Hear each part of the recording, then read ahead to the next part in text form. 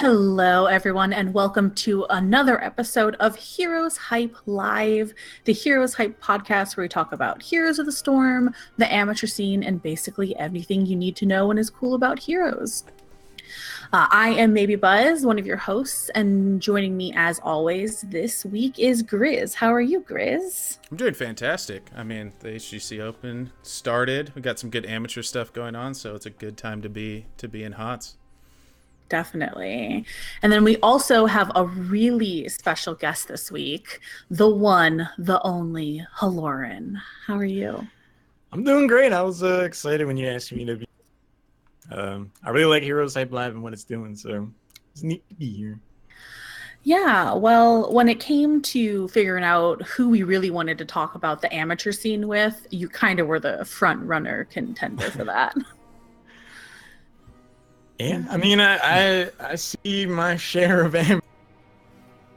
Yeah, it's cool. Yeah. So yeah, we a really busy week of heroes, as Grizz kind of mentioned, and we're gonna get right into that. But I kind of wanted to start out with, what have you guys been up to this week? You want to start off, Grizz? Yeah, I've just been watching some of the games. Been playing some Hero League as well. I'm excited about the new bundle. I got some of my skins already, so I'm feeling good about that. But yeah, HGC's back, HGC Open's back, so there's a lot of heroes to watch. So that's kind of what I've been spending my free time doing.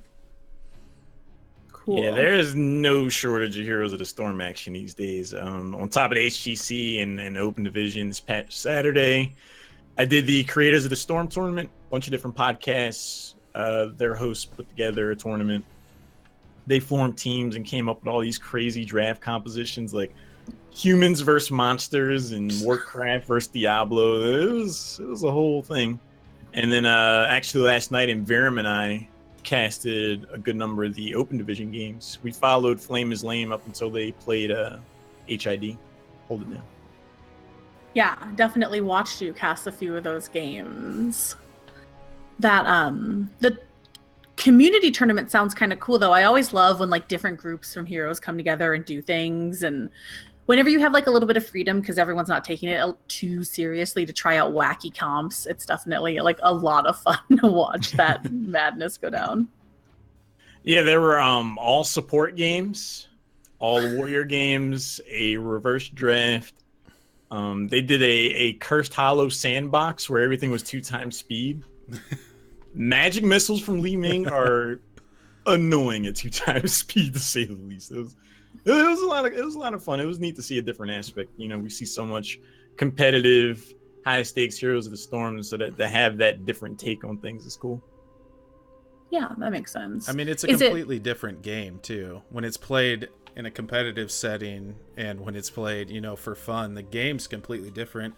I think it was on your cast last night you were talking about that, with one of the teams being more of like a Hero League team. You could tell with their bans and picks. I mean, when you're playing the game for fun versus when you're playing in a competitive setting, the game is a completely different. It's just a different game. Absolutely. There was a team last night called North, and as we were loading into the draft and like getting everybody in the lobby, some of the profiles, because we like neither Enverum or myself had heard of this team before or any of the players. So I looked at the profile and like one guy was Silver 2. And I was like, up against Shot's team like this could be a little rough. And then like we got into the draft for Battlefield of Eternity and they first banned Sylvanas. And a lot of people were like, oh, that's a bad ban. And my first thought was like, this is a ban you see a lot in Hero League or Team League. Mm-hmm. And it gives a lot of insight to the level of experience this team probably has. And they got to see a very different aspect inside of Heroes of the Storm, because 5-on-5, everybody in voice comms, competitive heroes is markedly different from just like waltzing in the Hero League or Team League. So they got an eye opener for sure. That's it. I think that's kind of one of the cool things about that Open Cup, is that there's so many teams like that you just like never see before. And it really is just seems like a group of friends that come together and play, which is kind of cool. Yeah. But they definitely do probably have an awakening experience when they run up against one of those like established amateur teams. Yeah, I mean, I think it's something a team has to go into with an open mind. Expect to, sometimes you're going to run into a team like Flame is Lame and you're just going to effectively get rocked. But it's a teaching experience. I mean, if they look back at those replays, if they look at the VOD and gain the insight and the outside perspective, they're like, hey, we just didn't know this kind of play even existed. So I don't think it's something to feel like beat up about. It's just like, hey, like this is how we improve. Like we emulate this and we get better as a team. So I think it's a good experience for people wanting to get into the competitive scene. Yeah. You really can't learn unless you're going against people that are better than you. I really do believe that. And I think that that's anybody who wants to be competitive has to realize that, like, you're going to lose a little bit, you're going to lose games, you're going to not make finals, you're going to not win that big prize. But as long as you're learning from those experiences, that's all that really matters. 100% agree. So one thing that I want to talk about is the sort of big Heroes news that got launched today. It was the first day of summer just a few days ago, and to sort of celebrate that in the Nexus, there is a giant new event coming. It's called the Suns Out, Guns Out event. And if you haven't seen the video for this, I definitely recommend it. You can get some of that Tychus hot dad bod. My God. You definitely get that. In that tight little Speedo. No shortage of Tychus in that video. So I guess we can talk about the event a little bit. It is a daily sort of event, right? It's like a daily quest, and you have to win one game. And for every day that you complete that quest, you get a ticket, and it goes into a drawing of millions and millions of loot boxes. They said like 100 loot boxes, 50 loot boxes. There is, what were some of the other prizes that they had? There's some insane ones, actually. Like, I was looking at that. I know the winner, or the mythic one, is actually a trip, if I'm not mistaken. Yeah, mythic grand prize is 2 trips to BlizzCon for 2 people. Hotel, travel, tickets, and the goodie bags. The legendary one is 1 winner every week. Top of the line PC, complete with Corsair peripherals, worth over $2,400. And damn. Yeah, it's real. I mean, Blizzard's throwing down on this event as far as the trip to BlizzCon, the PCs, all really, really cool prizes. I think this is one of Blizzard's first instances where they had an opportunity to show their commitment to the Heroes of the Storm community and the game itself. Heroes 2.0 came out. There's a huge advertisement push. A lot of new players came into the Nexus or returned to the game.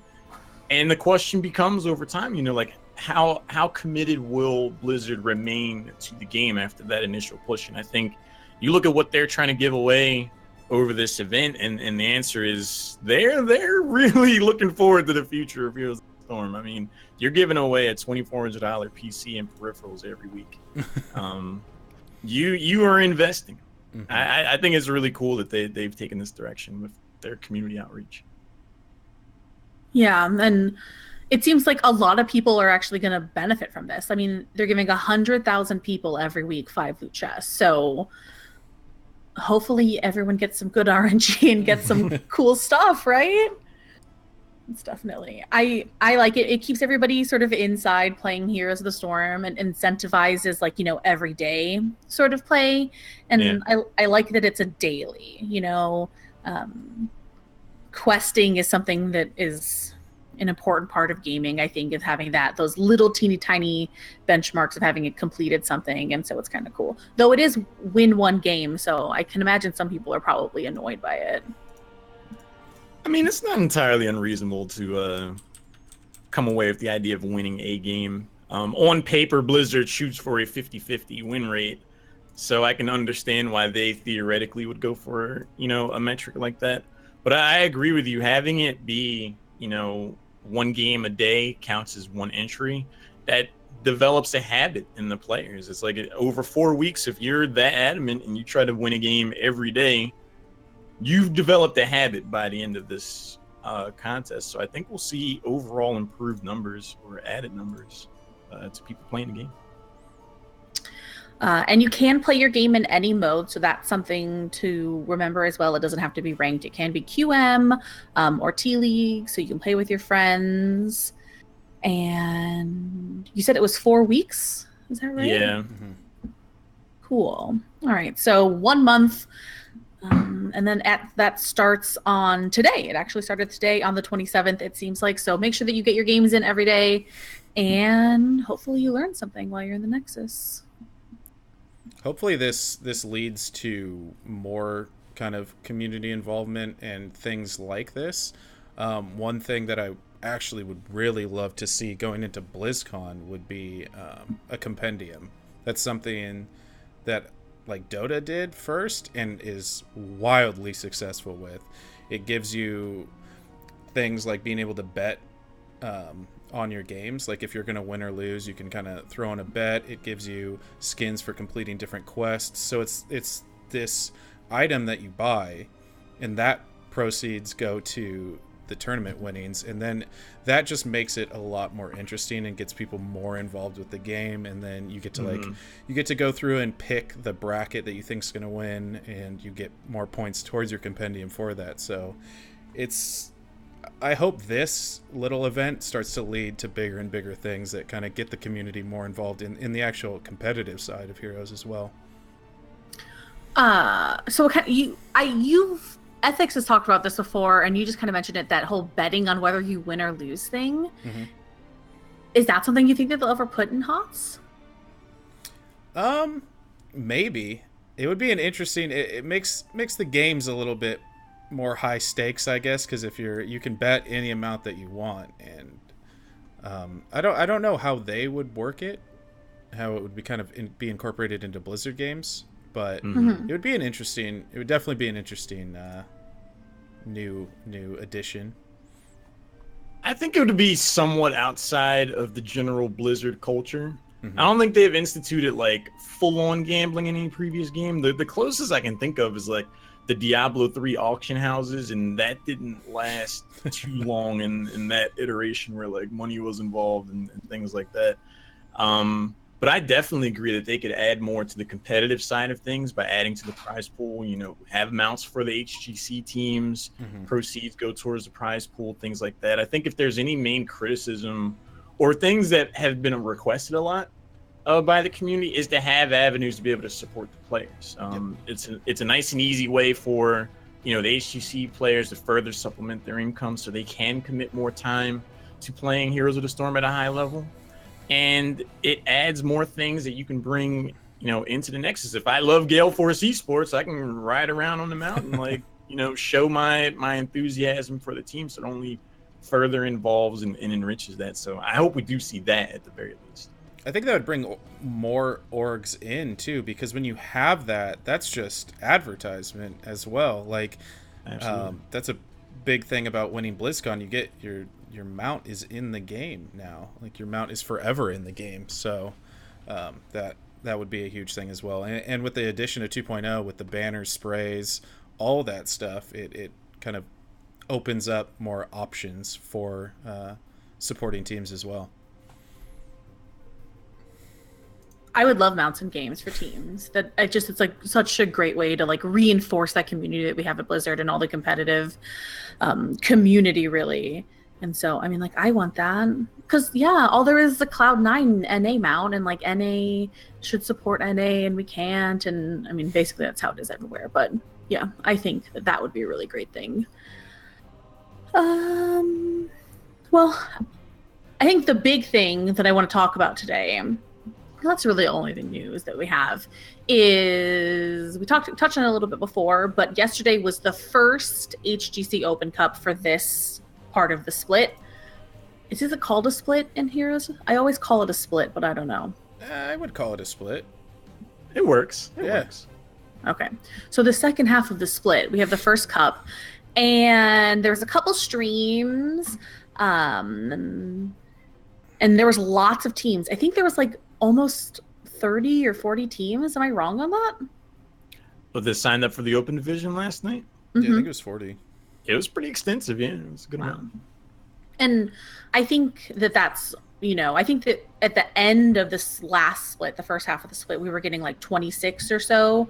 So that's a significant increase in the amount of teams. I mean, that's almost double. That's a huge deal. Yeah, I talked about this a little bit with Inverum last night because he and I were casting the Open Division. We followed the team Flame is Lame, like I mentioned before. You see the mid-season brawl. It's one of the highest productions, generally regarded as the best Heroes event to date. You see a shakeup of the global pecking order. Korea looks vulnerable. We had an EU versus EU final. North America even showed up, put on an impressive performance by most metrics. I don't think many people expected them to do as well as they did. So it's like, if there's any time in the competitive scene for you as a player to feel like, this is when I can shoot up. Like, this is when I can rise and make it to the HGC and play at this level. Like, now's, I feel, the best time to get involved in that capacity. So I wasn't too surprised to see that there were so many teams that were eager to jump in and take their shot at the Crucible, because I do feel like the overall scene on a global scale is very open right now. Do you think with everything that happened with the playoffs and EID getting into the league, do you think that affected sort of the approachability of the whole Open Cup? I think it humanized the idea, not necessarily in the best way, because it's like, even in depth, they made it to the Crucible and they earned that, both in their level of play and the structure of the Open Division in Crucible. They didn't make it through. B-Step splits up, so according to the rule set, the team that wins the playoffs is then brought into HGC. A lot of teams were really eyeballing them to see how they would do in HGC, because there's a lot of people, you look at Reddit and it's like, oh, they should have done X, Y, and Z. There's like 1,000 different opinions on how it should have gone. And they all have merit. Like, it's fair, but you got to follow the rules, in my opinion. You can change them later on if you really want to, but maintain the integrity. So when you see a team like Even in Death and you're like one of these players that are high caliber and they've been floating around in the pro-am scene forever, and you see them arguably struggle week one, it's like, I want that spot. Like, I can go in there and show up. So that, I definitely think that adds to the, I want to get involved aspect of things.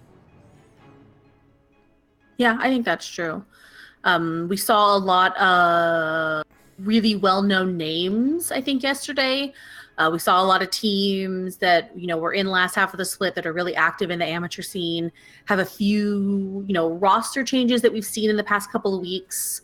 Like, for one example is they changed their name so often. It was like Nice, and then it was Four Guys and a Legend, and then Legend is no longer on that team. So now it was, they played in Heroes Hype this last week. They won Heroes Hype this last week. Yeah, their team name was, what was 101st Northumberland Fusiliers. Yeah, that's what it is. And Taliant messaged me before, Heroes Hype, and he was like, hey, I challenge you to say our full name every time. Oh. And I was like, all right. I think I got at least 90%. You are a champ, so I don't doubt that. So they played last night, and they played under like DRU, I think. Yeah. Donkeys R Us, I think, was the name of that team. Yeah, that's a name. And I think that they did make it to today. So they will be playing today. Another team with like a lot of names on it that we saw was the HID games. That is Hold It Down, and that is the McIntyre, Ishbu, BBJ, Arthalon, Crone team. Good team. Understatement. I mean, they look incredibly sharp, to the point where I'm wondering if they're toying with their opponents.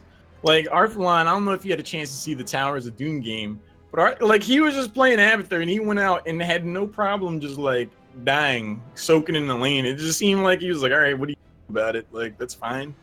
It just seemed like that they have this vibe of like, try to beat us, like try to outclass us, because when they do step up and they do play to their potential, it's pretty crazy to watch. Yeah.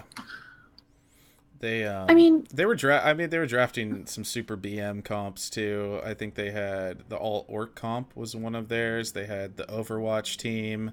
So they were definitely having a bit of fun with that tournament as well, but that all Overwatch comp was a little nasty.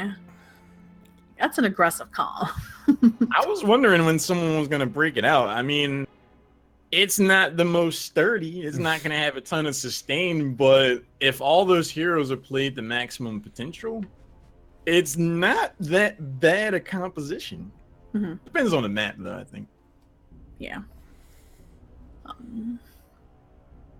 So would you say that they're the front runners? Do you think they're going to take home the dollars tonight? I definitely think they're favored. I mean, anybody that had a chance to watch them or know about the names of the team and the overall pro scene, it's very easy to put money on them to win this. I'm hoping they don't fall victim to hubris, though. We've seen instances where a team goes into a tournament like this with a sense of swagger where it's just like they assume they'll win because they just feel that they're, that high caliber a team or in group of players. And to some degree they're right. Like they are that good, but 5 good players that play really well together generally will beat 5 great players who don't play well together in Heroes of the Storm. And I think it might be one of those teams that have been in the scene for a while, that do have that cohesion to really surprise one of these like superstar newly formed lineups. Yeah, and I think one of those teams that's been around for a while that I did really well yesterday, and I'm really excited to see sort of their trajectory for the rest of the second half of this split is like Firm Handshake. Mm-hmm. That's a team that had a little bit of a name change and a few roster changes, but most of that team has been together for a significant amount of time. And they've been getting better and better each week. We saw through Bloodlust to they pretty consistently in that, top 5 spot in Bloodlust. They've been doing really good in Heroes Hype, and they also made it through to tonight, so they'll be playing tonight as well. Yeah, I mean, you previously mentioned DRU, the previous team named 4 Guys and a Legend. They won Heroes Hype Tempo Storm Series 1 last season, and they did it in a rather commanding fashion. So I think there's something to be said for having that tenure and time to really develop that level of cohesion. Teamwork is number 1 in Heroes of the Storm, so it could be pretty interesting. Yeah, and they actually beat a team yesterday, too, with a few names in it. I believe they beat that Huge Mist Insomnia team. Yeah, that's what I was going to bring up, is if you were to pick names, that would be another team that you'd be like, okay, they'll probably do pretty well. But when you get up against teams that just have good synergy, I think that kind of wins out more so until a team that has all that mechanical skill does get on the same page and as far as their macro game and team cohesion. But until that happens, they're not going to be too much of a force, I would say. Mm-hmm.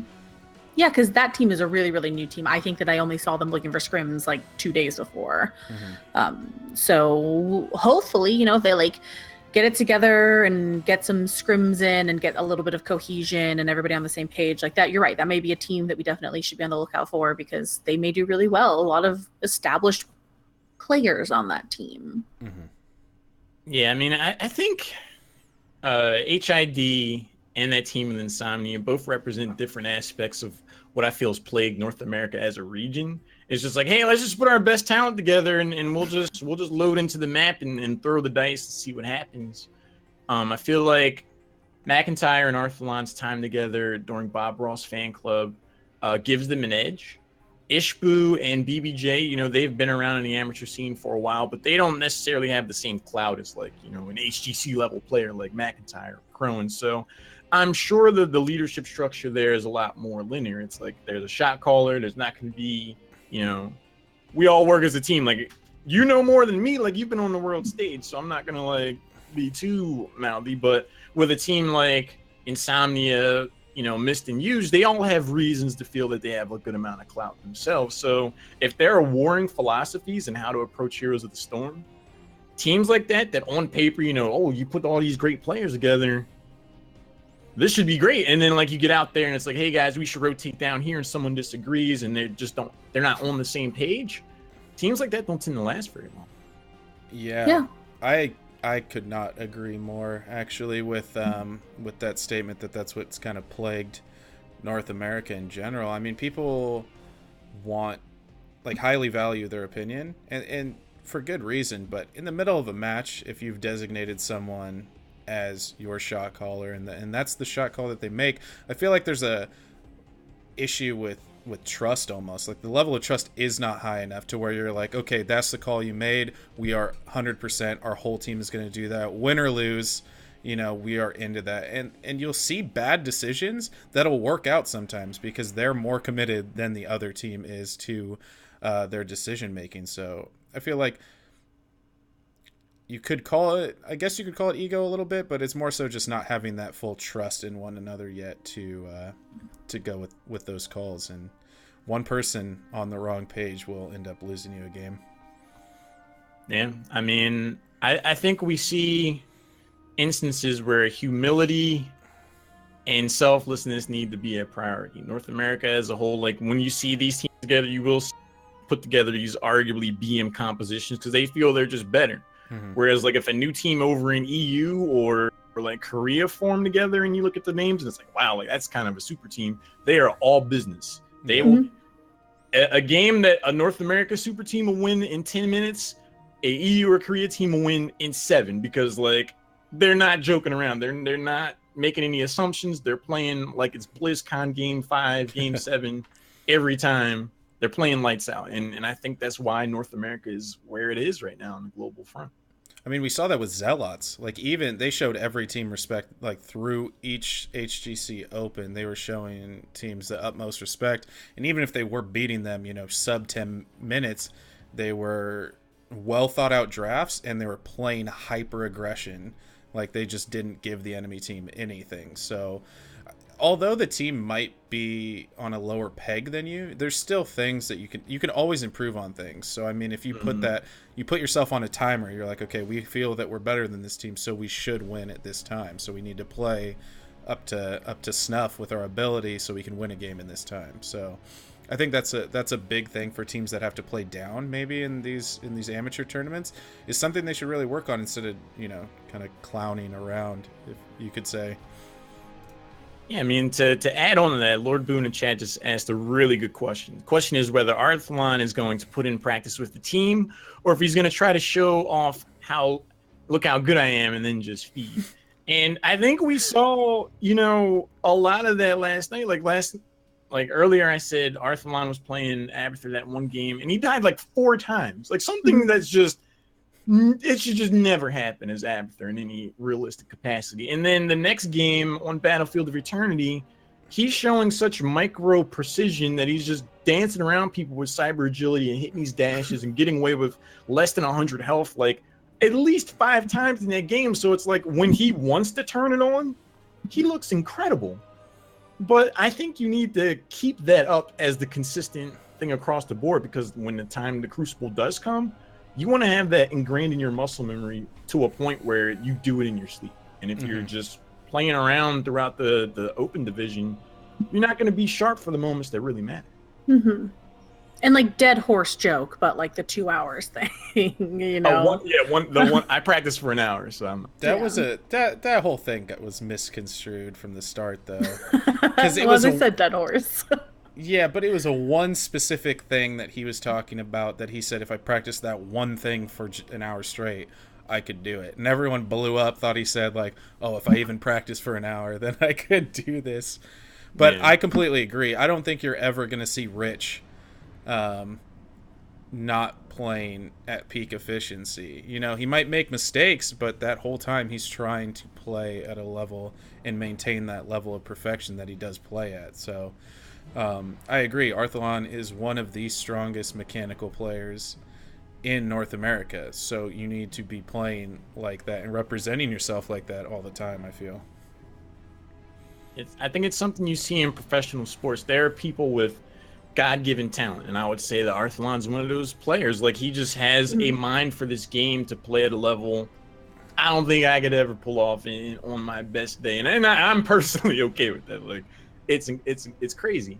But if you want to be a professional player, I feel like you have to play like a professional. You have to have that discipline, because more often than not, hard work beats out talent in pretty much everything in life. If you put in the time and effort, you'll see more success generally than someone that just rolls out of bed and they're just like, hey, I just happen to be really good at this. So, I don't think that bravado of just like, hey, I'll just outskill them. I don't know how far it's going to get him. So, I don't know Arthelon. I don't know him personally, but I would just say, take it seriously, man. For the good of NA, because it really, the only way for NA to get better as a region is to have our entire HGC crew be top notch, because it's going to drive everyone to do better, to practice harder. And if everybody's competing for those top 3 spots now, it's 2 to 3 now. But if everyone's competing for those spots, and everyone's going to be the best of their game. So, well, you saw that happen with Europe. I mean, Europe, both teams in the finals for the midseason brawl. So, I mean, I think that's a testament to like the strength that they had in Europe through the top 4 teams. Some of the bottom teams, I feel like, weren't as strong, but I don't think you need all 8 teams to be coming out guns blazing. But when you saw the battle between Fnatic, Dignitas, and Liquid just always duking it out, taking games, the series were always going super long. They were always trying to not only outskill one another, but outthink one another. So then that puts you in this mindset that you're like, not only do I have to play well, but I have to have the strategical advantage in all these matches. So then once you get to that level of thinking, that's just how you think, they're pretty unstoppable. I mean, and you saw that, like I said, with the double Europe grand final. I'd agree 100%. So the last team that we haven't really talked about yet is Players Unknown. And this is a team that a lot of names that we've seen around a lot. It's the Mysticles, Apex, Indie Bear. Is it Crux? I can't remember. It's the brothers, the Shogun brothers. Yeah, it's Apex, Crux, Mysticles, Indie, Cripsy. And Cripsy. Yeah. Crispy chicken. I'm curious to see how that roster does. In Heroes we actually saw a team with that name, but I think they've undergone so many changes since then. Like Mist and Picante were on that team when they were in Heroes. And they've undergone so many iterations of roster changes that they just seem like a new team. I'm surprised they're using the same name, to be honest. So, I think people have names that they stick to. Like, I think that I think it's probably like Apex's name because he's always on that team. And that's how team names work, it seems. I wish them success. Just I would echo the problems we've been talking about with the North American region, finding a roster, putting it together, staying together, and putting the team first, having that selfless attitude, and shelving your ego to do what's best for the team. They should do well. Well, one thing I think you see in North America more than anything, and kind of talking about the selflessness, it reminds me of when you see maybe you're a hyper carry comp, that player dives for a kill, ends up dying themselves. And you got to realize that in that composition, you're the sole damage dealer. I feel like I see that quite often, actually, where heroes will give up their positioning to get a kill and die for it, but the trade just wasn't a worthwhile trade. Like maybe, for example, if you're not the main damage dealer and you trade out for a healer or something that's going to win you a fight, then you have an advantageous trade. This is good for your team. But when you're the sole damage dealer and trade out for one of the other damage dealers or maybe a tank or something, and then you end up going down, it goes back to maybe that a bit of ego or pride. Like you want to be able to outplay everyone, but in Heroes necessarily you don't need to do that all the time. That's definitely a good point. I'd agree with that. Some short-sightedness can definitely hurt a team in the long run. In North America, again, speaking as a region that historically has had its share of egos and cohesion problems, when you build a composition around one of those players, it's very easy for that player to feel like, oh, well, I'm the superstar of this team. I'm going to go carry one. I'm going to go make all these plays and look super flashy and do all this. And then you put your scuba gear on and dive in. It's like, hey, guys, I got the kill. But wait, I'm dead. And now the death timer. So now they have more wave clear. And now they have a stronger team fight since I'm the only assassin and I'm dead. Oh, I kind of indirectly just cost us the game. But hey, I got that kill. It is. I think we see that a lot. It is kind of funny, like that point that you brought up. You're like, I'm the superstar of this team. It's like, well, no, that's just the position that you play. Like, I mean, Right. That's just your position. I mean, we're all trying to do our jobs here, but that is it. More often is the damage players, and maybe it comes down to feeling like they have to do so much in these fights to win. That's another really intriguing aspect to the North American scene, in my opinion, is that those players that are generally billed as like those star players, they may not have the trust in their team to pull down the victory. So they might feel like they have to go out there and play above and beyond. And then they put themselves in these high risk positions. Whereas if they just, relied more on their team to make plays, to secure kills, to, land at right heel, to get that peel at the right time, they might fare better. So yeah, it's a good point. The whole Joe Hero League sort of mentality. Joe Hero League. Dang it, Joe. Curse you, Joe. And I think that part of that too is that that teamwork aspect, that trust in each other, especially when you're playing hypercarry comps, that requires so much trust in your team, because if a D shield doesn't get off, if a bad Aegis like turns a fight for the worst, right? So those comps take a lot of teamwork, take a lot of trust, take a lot of, if one person doesn't go in and the rest of the team goes in, you're putting yourself at a disadvantage. And so hopefully as weeks go by, the stability in these rosters is really, really important. So we can see those sort of high risk, high reward comps and plays come together and really start paying off for teams. This conversation reminded me of something I thought was super hilarious in Series 1 of Heroes Hype Tempo Storm. So one week, LFM Esports showed up. And this was a team that was, climbing through the open division. I think they were even in the lead for a time as far as points go. And they were just putting up, the craziest compositions. And Verum and I casted it the night they showed up. And then Verum joked and was like, they should take this Chin, Gazlo, Toronto, this terrible comp.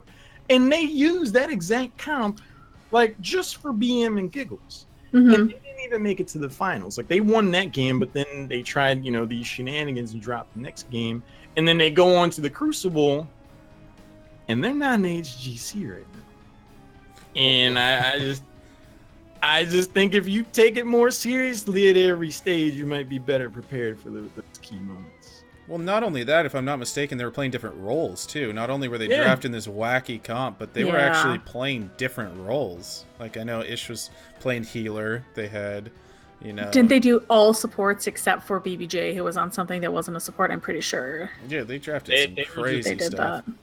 They were just playing fast and loose, and it's I guess, you can show off how cool you are, how good, but if you don't have the work ethic to really secure games when they matter, you might look back at those times and be like, well, if we took it a little more seriously.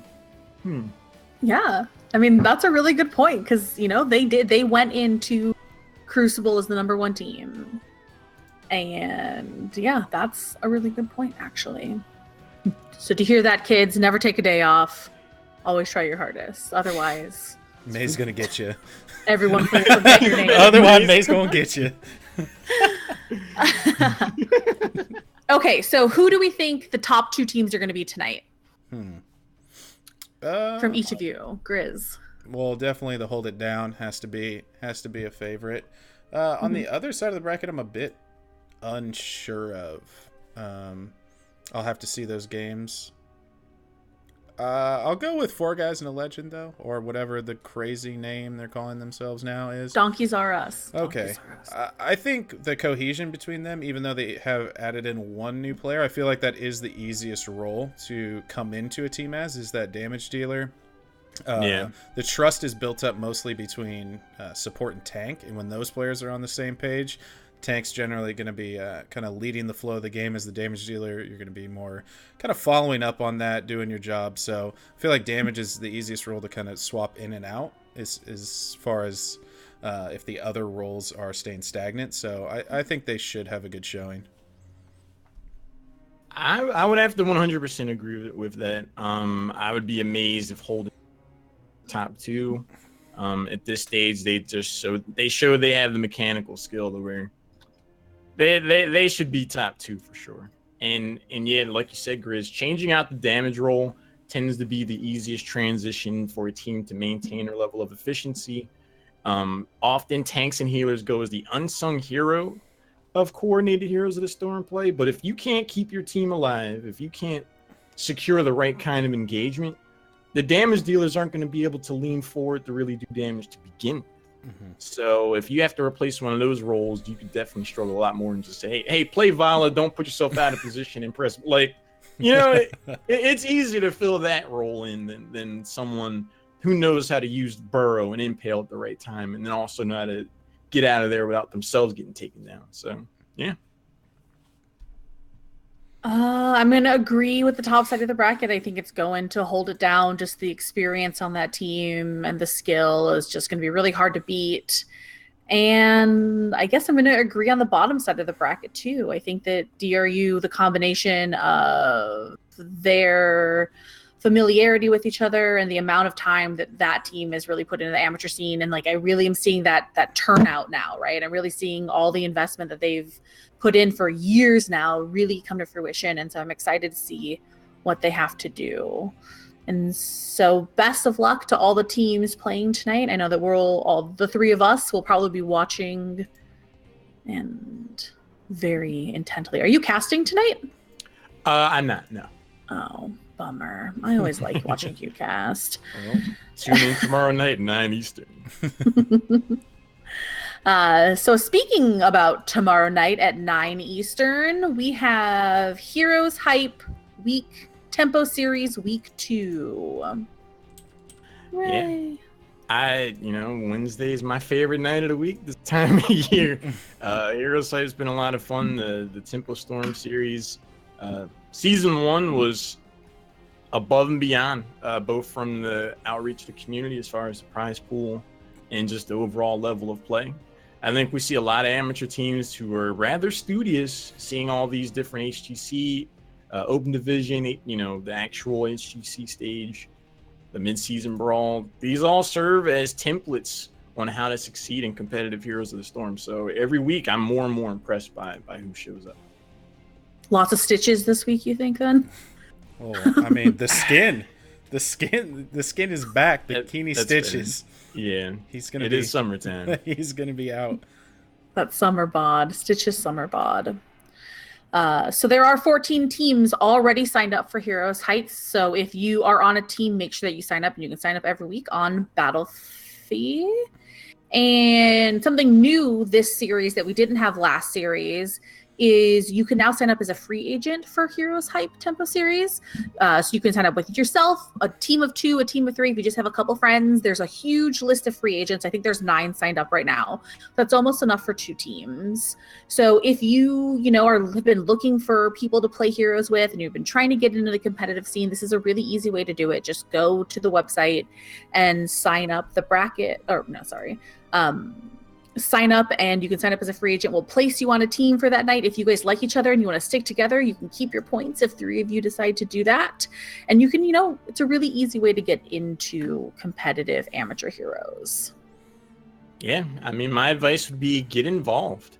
You watch the HCC Friday, Saturday, and Sunday, coordinated plays, people, oh my God, there's a perfectly timed cleanse, like, oh, that heroic, like, save the game, and you have this adrenaline, and you go into Hero League, and you get, like, a first pick Nova that doesn't say anything the entire game, and you're like, all the inspiration just went straight out of the window. You can take that motivation and bring it to Hero Site. Find like-minded individuals who want to aspire towards that level of play, and not only do you get to participate yourself, but then you get to see how the rest of the tournament plays out. It's a lot of fun. You should get involved. Yeah, I remember when I started out, there was scouring Reddit and the Discord channels to try to find a team to play on. This is a much more convenient way to do it. You can get your exposure to tournaments and, you know, kind of get your feet wet, see if you like it. It, like we talked about earlier in the podcast, it is a whole different world when you're having to draft and play in a coordinated environment, and it is pretty fulfilling winning as a team. Heroes of the Storm is a very, very team-based game, unlike some of the other MOBAs in which you can kind of carry in. This one, it's very team-reliant, and it does add, you know, a little extra bit of satisfaction into getting those wins with your teams. Yeah, I mean, I call having it an one. addiction like none other. I mean, I had a very stint as a competitive player, and I was the captain and shot caller of my team. And there's little better than being like, all right, guys, this is the plan, this is the play, this is how we're gonna win this game. Mm-hmm. And everybody's on the same page. You go into the team fight, you blow up that target you talked about, you make that rotation, you get that camp to set up an overwhelming amount of siege pressure. You win the game. Feels good, man. Yeah. A clean win I don't think there's anything better in Heroes of the Storm when you have a very good and concise plan, execute it, team can't do anything. Enemy team cannot stop you. Mm-hmm. The other amateur thing this last week was there was the last week play of Bloodlust happened. Mm-hmm. Buttered Toast won, which is basically hold it down. Yeah, I believe. There was a really fun boss fight that happened in the top lane that sort of was like the game ending fight, and after that game won, imported support actually forfeited the rest of the games because of like time constraints. Oh wow. Yeah, which is kind of a bummer. I wrote here in the notes, the time thing is out of control, and we talked about this actually a little bit early at the beginning of the show, is like that 1 a.m. play thing, and that for imported support specifically, that time difference, them being on East Coast and it being, 1 o'clock, 2 o'clock in the morning when they're playing games, has really, I'm going to say it's really affected some of, their HOTS career.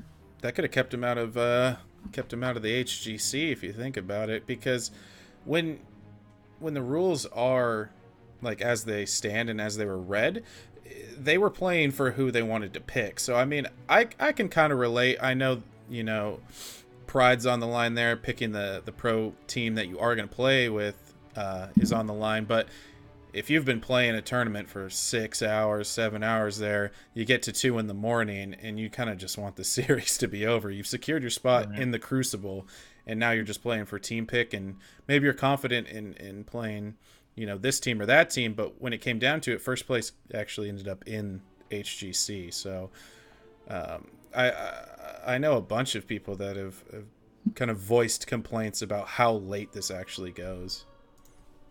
I 100% agree. I mean, in a lot of ways, those games were some of the most important that those players have ever faced. It was their Super Bowl. Mm-hmm. And if I'm going into a game that's that important, I know I don't want it to be 4 in the morning when, like, I've lived my day and I'm tired. Like I'm supposed to be asleep by now. Like, you're just not operating at 100%.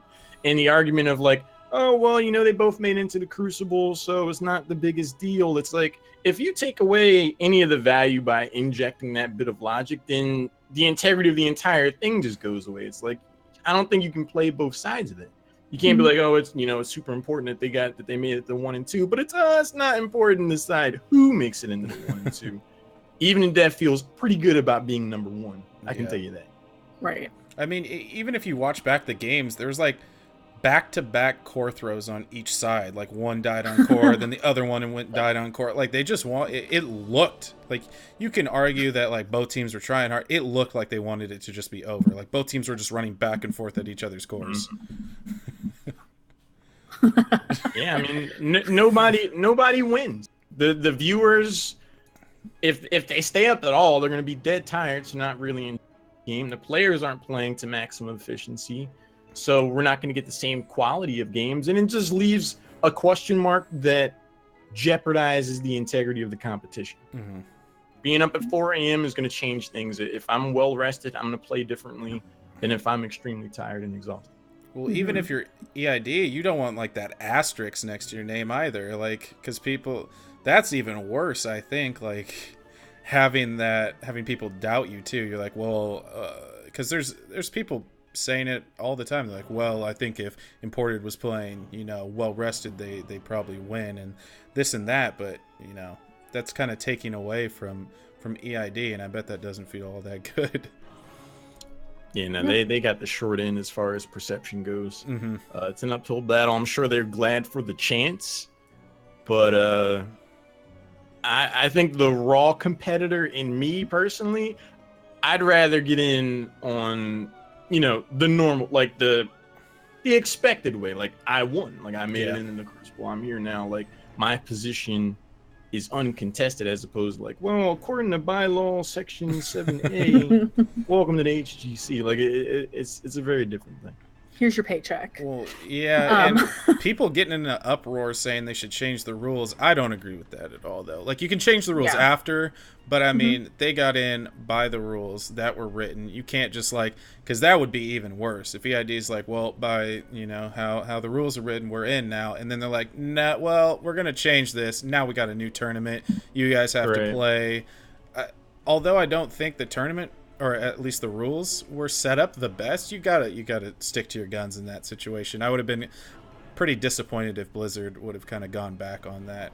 Even though I wasn't particularly happy with how it turned out, you can't just go changing the rules, because then the tournament itself has no integrity. Yeah, I agree with that. I mean, I think it opens up an interesting discussion. I asked Envirum this last night, and folks in the chat that watched this cast, what changes to the overall Crucible progression should there be? Because I think about players like McIntyre and Crone and Urho, who were in HGC, and for whatever reason, they're just not anymore. And they have to play for 6 months now before they get another shot. And it's easily argued that a team like Hold It Down would if the Crucible happened right now between Even and Death and Hold It Down, I think Hold It Down would win. Yeah. So it's just tough to make that argument. How do you leave those players without an opportunity to make it back in HGC? Because I felt so bad for Urho. Could you imagine? You win the Crucible.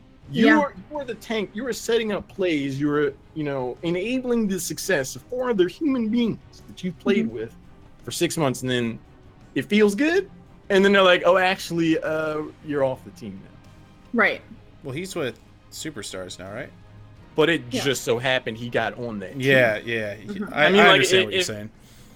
It's just theoretically he could have gone through the emotional roller coaster of going into the Crucible, making it out, and being like, hey, great, guys. And then they're like, thanks for getting us out of the Crucible. And you saw that emotional roller coaster, I think, with Mac. I felt so bad for Mac because, it wasn't like BSEP was the worst team. They weren't in the Crucible. And then that team just, fell apart, and there was nothing that they could do about it. The rules seemingly, if you just looked at the rules without any of the rumor stuff, the rules made it so that their team had to disband, right? They had more than roster stops and they were legally allowed to make with the rules. So it's I feel bad for Mac because you're right, he has to go through this 6 months, he has to grind it out, and Mac's been in the scene for forever. You could argue that he has a decent work ethic. No, I don't think anyone really says otherwise. And so now he has to go through this whole process, and it almost allows you not to be able to make plans for the future too, as far as this as a career for you, because unless you're very secure in the thought that okay, I'm on this team, my team's good, and there's no way they would kick me, or that people would leave. I bet, yeah. Like, I don't know personally, but I mean, like, if you look at Yoda, he's like, okay, I'm on a team that's at the midseason brawl. We're doing really well, and now, he was a free agent. He was in that similar spot. He just went from being arguably the best team in North America to a free agent, and then with that being able to happen, how are you supposed to plan? Because you have 6 months of pay, but that's all you can plan for. That's not really a very comfortable way to live life, is 6 months to 6 months not knowing if you're going to have your job anymore. Mm-hmm. Yeah, because I mean, it's just a long time to go without an income. Like McIntyre in particular is put in a position where it's like, I don't know how much he was relying on that salary, but it's just like you're faced the question like, can I even commit to playing Heroes competitively anymore? Like, I gotta eat these next 6 months. Mm-hmm. Like, I'm gambling a lot of my time and effort, like, on a chance Yep. to get back in HGC. So I don't know what change should happen. I just feel like there should be some kind of catch-all where there's a period of time where someone can enter the open division playoffs to some capacity after the Crucible. I don't know, or no. I mean, after the roster changes of the HGC. Right. Yeah. Like maybe if because I think they're like constrained on when they can roster change. So maybe if that could happen like earlier in the season, that would make a difference, because then someone could get dropped and then play in those last few weeks of the Open Cup and potentially get back in. Yeah. So hopefully they should do it, but I feel like there needs to be some kind of mix. Yeah, and I think that they made some rule changes in that sort of middle period before the second half of this split started. So I think that we'll definitely see more rule changes at the end of this, the beginning of the next year. And I look forward to those. Last sort of amateur news is the Bloodlust finals, amateur finals at least, is on July 15th. So that's when the top 8 teams play. Expect to see a lot of the teams that you've seen doing well in those tournaments, like the ones we've talked about tonight, and then also like Scorpion Raccoon and the new guys.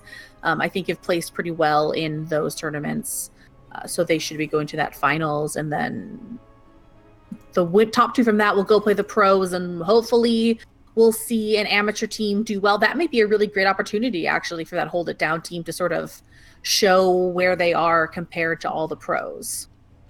Absolutely. I mean, I think that's going to be the litmus test for them. Bloodlust, I love it for the reason that it's 2 worlds colliding between the amateur and pro scene. You have professional teams playing against amateur teams who have to fight their way in there. It also brings in the community's involvement of who should make it into this tournament. So that's one of the few instances where we get to directly compare amateur teams to professional teams. And it would feel bad to be one of those HGC teams. You go into a community effort like Bloodlust and you get rocked by some amateur team, and then you go back to HGC like, hey guys, you all didn't just see what happened to us, right? Yeah, we did actually. Yeah, we all did. All right, well, anything else, guys, that you can think of? As far as the amateur stuff goes, I think we've covered it. It's exciting. Like, the future of the amateur scene feels uncertain and exciting to me. Definitely. I'm happy about it. Yeah, good 6 months ahead of Heroes games to watch all week. You now have no life. We're back into the grind of, I wouldn't call it a grind, but Heroes every day, which is exciting. So a few, housekeeping things before we wrap up. Make sure that you check out the Heroes Hype Tempo Series Matcherino. You can just go to matcherino.com and look for it, or if you're in our chat, you can click the link, use the code HHTempo2, the number 2, and it'll give you a free $1 to add to the prize pool. So everybody do is help us out, contribute to the amateur scene. It doesn't cost anything from you except for just a few seconds, a minute maybe of your time, and it goes towards helping amateurs and making sure that they have pizza and Red Bulls so that they can stay up till 1 o'clock in the morning to play these open cups. You can find Heroes Hype Live, this show, every Tuesday on the Heroes Hype Twitch. We will not have a show next week. It is 4th of July, so everyone's going to be rocking their Tychus Speedos and eating hot dogs. So we won't be here then. If you missed any episode, you can always find it on YouTube. So go check out our YouTube and subscribe so you can get these VODs. You can get the VODs of all of the Heroes Hype tournaments as well. And if you need any other info on this show, Heroes Hype Live, Heroes Hype, or anything in the amateur scene, make sure that you check out the Heroes Hype website, where we have articles and videos and everything like that. Lauren, where can everybody find you? You can find me on Twitch at twitch.tv/Lauren. At _ Lauren. I always tweet out when I stream or casting things like Heroes Hype Temple Storm series. So if you want to keep up on what I'm up to, head there. And you, Grizz? Both my Twitch and Twitter are Grizz_GG, so you can go check that out. I will be streaming, actually for Heroes Hype too. I'm one of the Heroes Hype streamers, so I will be, streaming a few times a week to start out again, and then maybe start streaming a bit more, getting up in that Grandmaster Hero League again. Yeah, and you can actually find Grizz and all the other Heroes Hype Squad stream team on the website. There's a really great calendar. It'll break down every day and all the hours that you can find them. And so lots of different people at lots of different skill levels and experience, and a whole bunch of really great streamers that are fun to watch and great to interact with. You can find me, MaybeBuzz, on Twitter at MaybeBuzz, and on the Heroes Hype Discord. If you ever are looking for amateur resources, people to play with, people just to talk about Heroes with, talk about HGC, talk about the amateur scene, you can always join the Heroes Hype Discord. There's tons of people in there, and it's a great community and people to meet.